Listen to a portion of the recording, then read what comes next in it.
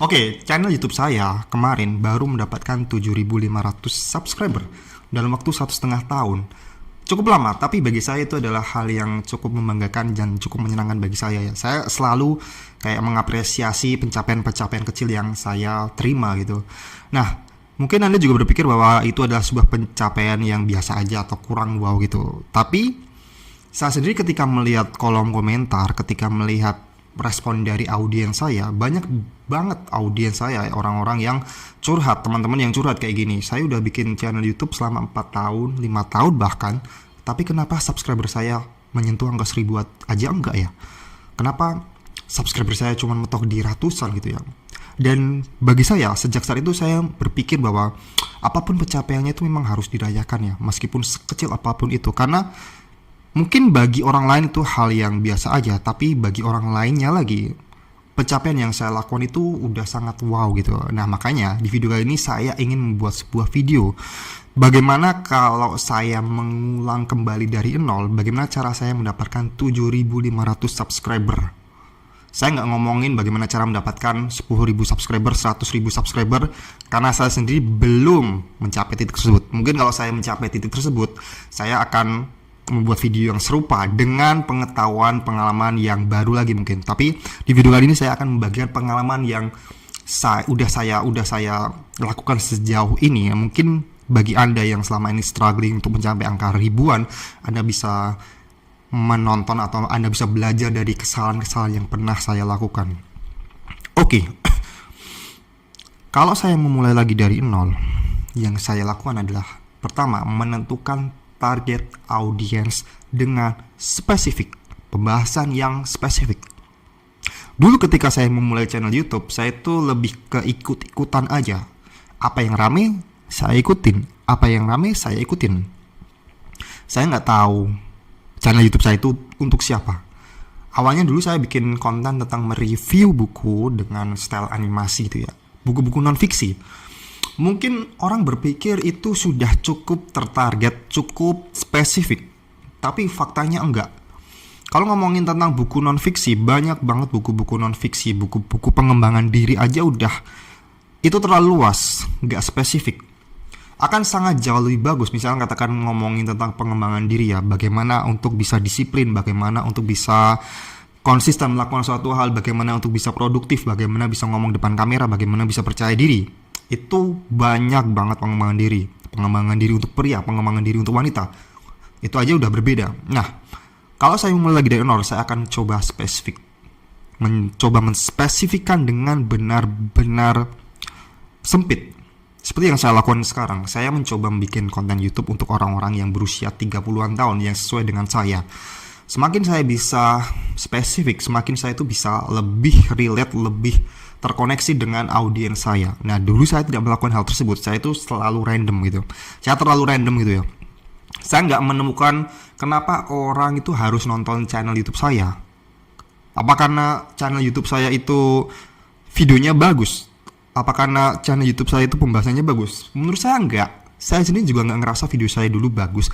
Karena yang namanya orang baru belajar, orang baru menentukan, orang baru memulai, itu pasti bisa dibilang ya begitulah, akan sangat jauh lebih dari bagus gitu, akan sangat jauh lebih dari sempurna gitu, jauh lah kalau sempurna gitu. Tapi ketika Anda baru memulai, salah satu life hack atau YouTube hack yang bisa Anda lakukan adalah dengan menentukan spesifik mungkin konten Anda itu gak begitu bagus secara produksi, secara pembahasan, secara apa. Tapi ketika Anda itu benar-benar bisa spesifik, bisa relate dengan audiens Anda, dan audiens Anda itu kuncinya ini. Audiens Anda itu tidak punya pilihan lain konten di channel yang lain. Anda bisa menang di topik spesifik niche tersebut. Ya minimal Anda bisa mendapatkan 1.000 subscriber, bahkan lebih ketika Anda benar-benar spesifik dengan konten tersebut. 10.000 subscriber juga mungkin lebih. Karena mungkin orang berpikir kalau orang-orang yang memiliki masalah spesifik, orang-orang yang memiliki hobi spesifik itu gak banyak. Faktanya banyak. Ngomongin di Indonesia, gak ada orang yang spesial. Maksudnya orang yang spesial itu dalam artian, wah cuman di Indonesia saya sendiri yang memiliki hobi ini. Gak, Anda jangan berpikir seperti itu. Semakin spesifik hobi Anda itu semakin bagus. Akan Anda tuh banyak menemukan orang-orang yang sama dengan Anda. Dan justru itu adalah sebuah hal yang bagus. Orang-orang yang memiliki perasaan terkoneksi dengan Anda yang lebih bagus itu biasanya lebih loyal, lebih setia dengan Anda, lebih menunggu video Anda dibandingkan konten yang random. Meskipun konten tersebut video produksinya bagus, kualitas kameranya bagus, tapi siapa yang memenangkan koneksi, siapa yang memenangkan relate dengan audiens, itulah yang akan menang. Oke, yang kedua adalah yang akan saya lakukan adalah mencoba untuk konsisten di awal. Karena kenapa? Saya dulu juga terperangkap dengan apa yang namanya perfection ya.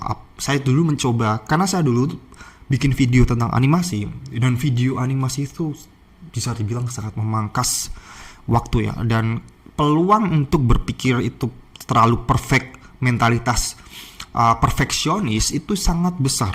Karena semakin lama saya di depan kamera untuk mengedit video, semakin tumbuh rasa perfeksionis saya. Semakin lama saya mengupload video. Nah, ketika saya memulai lagi dari awal, saya pasti akan mencoba untuk konsisten di awal dulu. Saya akan menemukan bagaimana flow-nya.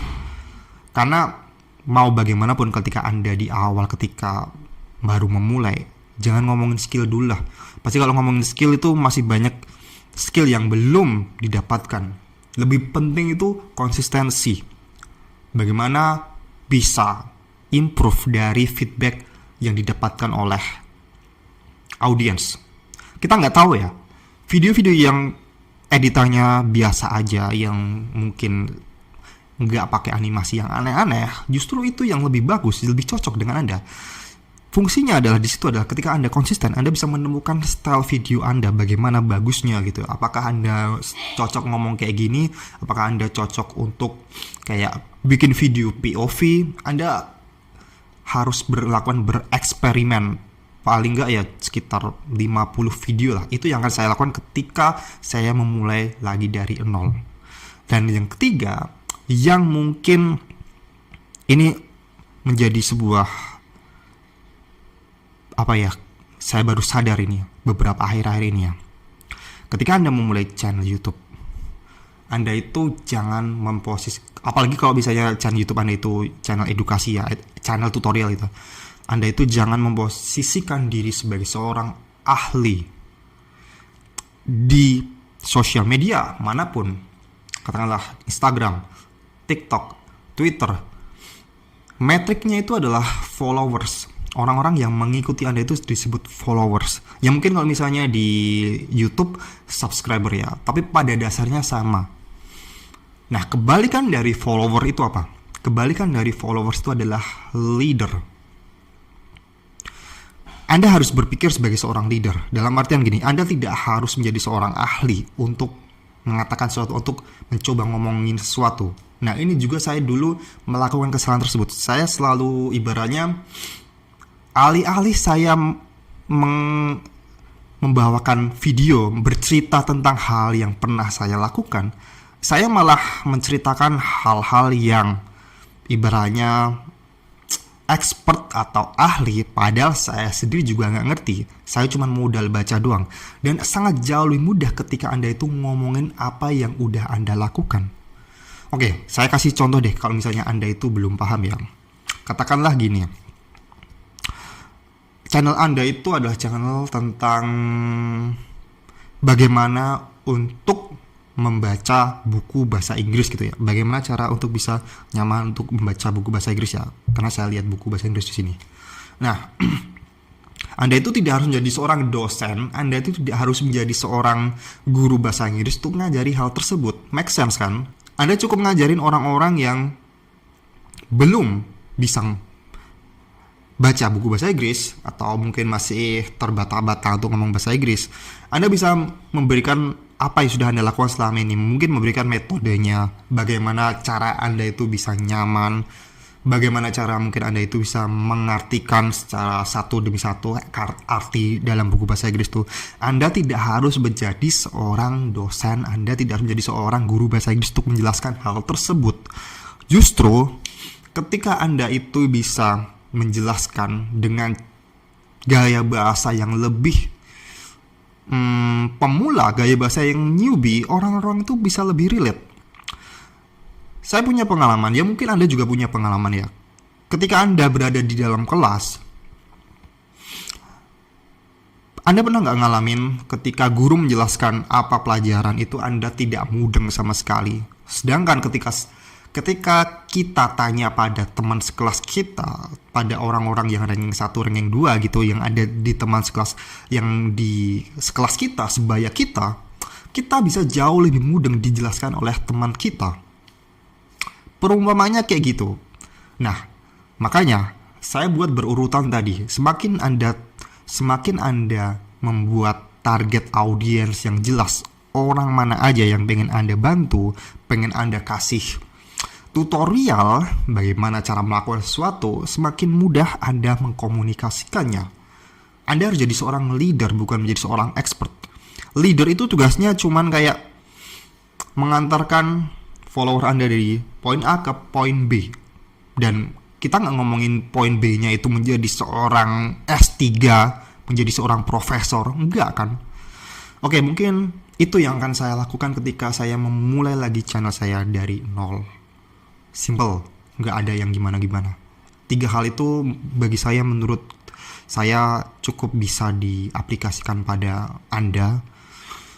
Dan ya, video kali ini cukup sekian. Terima kasih udah menonton video kali ini. Dan bagi Anda yang mungkin masih bingung menentukan niche topik, target market yang secara spesifik yang saya bicarakan tadi, Anda bisa download ebook yang saya tulis, judulnya YouTube Niche Navigator. Di situ Anda akan dibantu bagaimana cara menemukan niche yang kompetisinya masih rendah dan masih profitable bagi Anda. Oke, sampai jumpa di video berikutnya.